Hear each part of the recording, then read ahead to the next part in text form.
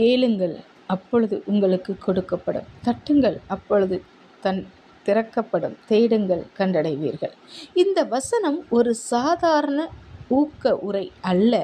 இது ஒரு உறுதியான வாக்குத்தத்தம். கேளுங்கள், தேவன் சொல்கிறார், கேள். அமைதியா துன்பப்படாதே, உள்ளுக்குள் சுமையை வைக்காதே. உனக்கு தேவையா இருக்கிறதை நேராக தேவனிடம் சொல்லு. தேடுங்கள்.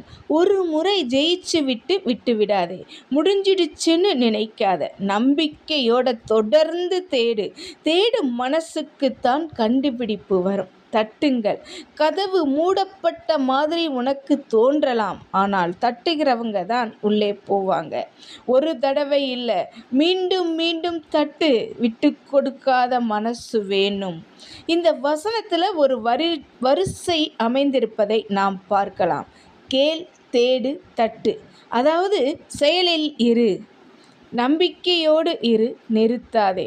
தேவன் தூரத்தில் இல்லை, ஆனால் நம்ம கேட்கணும், நம்ம தேடணும், நம்ம தட்டணும்.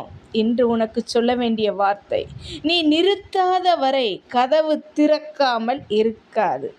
தேவன் பதில் தர தயாராக இருக்கிறார். நீ கேட்க தயாராக இருக்கிறாயா? எனக்கு அன்பான சகோதர சகோதரிகளை, கேட்கிறவன் எவனும் பெற்றுக்கொள்கிறான். நாம் தேவனிடத்தில் கேட்போமா? மனிதனிடத்தில் கேட்டு நாம் ஏமாந்து போயிருக்கலாம், ஏமாற்றம் அடைந்திருக்கலாம். தேவன் அப்படி அல்ல, நமக்கு தருவதற்கு ஆயத்தமாய் இருக்கிறார். கர்த்தர் தாமே உங்களை ஆசீர்வதிப்பாராக. ஆமென்.